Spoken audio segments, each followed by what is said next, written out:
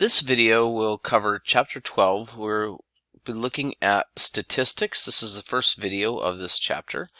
And we'll be looking at how to read graphs and how to construct graphs to start with. And so that will be our objective for this lesson.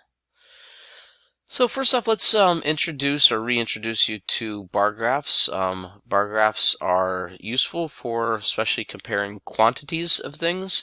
They can be useful if you are not looking for the exact quantity of something most of the time.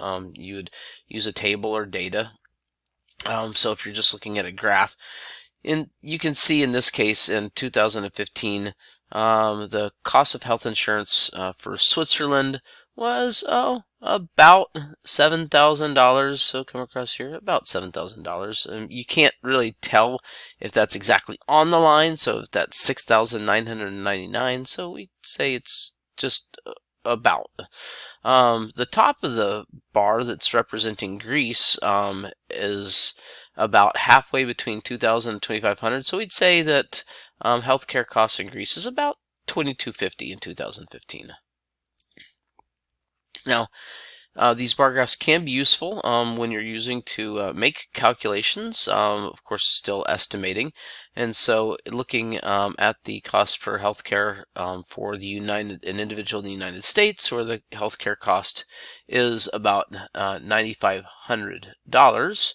And so right up there at the top, and since there's 321 million people in the United States, we can multiply that and we can get about a little over $3 trillion. And so that's how you can make calculations, and you will be asked to do that on your homework. So this is what they call a stacked bar graph, and the stacked bar graph provides information about something, but it also includes something else inside the information. So in this case, it's looking at the cost of gas in the summer of 2016. And so remember, if you're ever wondering what it is, a good bar graph should have a title on it. It should also tell you what your what the X and what the Y values are, and it should also have units on there as well. In this case, we're looking at dollars of gas across different countries. And if you have to construct a graph, remember to have all those components as well. This one also has a citation of where they got the information from, which since this is a college class and you'll be using graphs to maybe support other college classes, citations are always really important. So in this case, we look at how much it costs of a gallon gas, how much it is for gasoline, and when we look at gas, the cost of gas, we can see that this small amount down here, the light blue, is how much we pay in taxes of that full portion of gasoline, which just must not be Alaska prices here. But you can also see, it's interesting when I saw this, that I didn't realize that we paid such a small percentage in tax compared to other places for their gasoline. This is what they call an example of a horizontal bar graph. And so the bars go horizontally, and in this case the table is right here next to it, so you can see that the top two numbers here that are going off to the right of this median line right here, and in this case this is 0. It's not always 0, so again you have to look and make sure what you're working with here. But this says that these are all positive numbers, or increased amounts of water use in this case, and these are all decreased amounts of water use. And so take a look at it and see what the different types of bar graphs can show you when you're using them. If you're looking at a line graph or a broken line graph, it oftentimes talks about changes over time, and you really want to look at the horizontal axis, where that's usually where time is displayed. And one of the things with a broken line graph is that the vertical axis does not always necessarily begin at 0, because sometimes it just wouldn't tell all the story that you want to see. So looking at a line graph, you can see at this line graph, it actually starts at 500, because if it started all the way down here at 0, it would scrunch this data up, so you couldn't really see what was going on. So this is a broken line graph. It starts up here at 500 and ends at a little above 1,000, and that way you don't have a whole lot of broken space.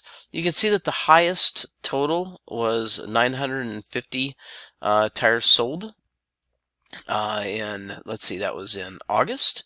And you can use this information, and you will use this information to be able to figure out and calculate other things, like the difference in the increase. So, and from July to August, we look here from July to August. So in July, they went from about 800 to August to 950 tire sales. Must have had a good sale or something like that.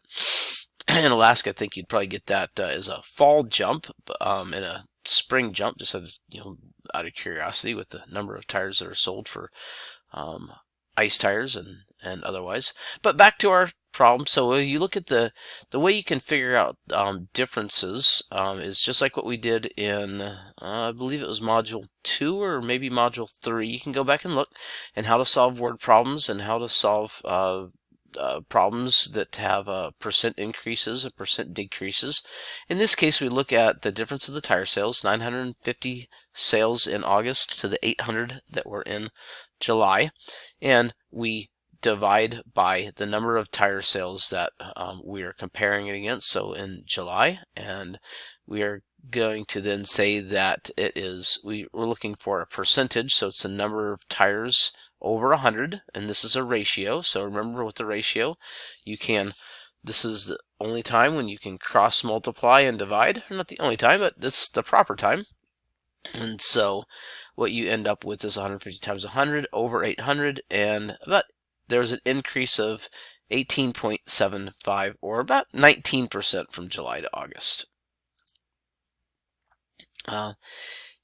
There's also other things that you can use a line graph for, especially if you're comparing it between another line graph. You can compare where some of the biggest differences are, and so you can see here in 2004 there was a really large difference, and there's a really large difference about here, about 2008, and you can measure those by finding out what the numbers are that they line up. So about 110,000 compared to about 190,000 difference in the production of oats and barley.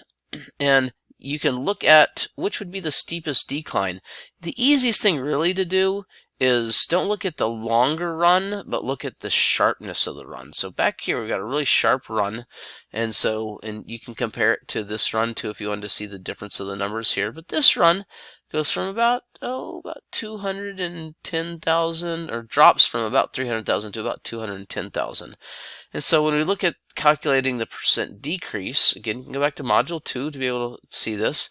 But what we want to do is we want to take the difference, and we want to take it over what we're comparing it to, and we're going to again find a percent. So it's a number over 100, and we can cross multiply and divide. And so by doing so, we are going to get that it is about a 25% decrease in the production.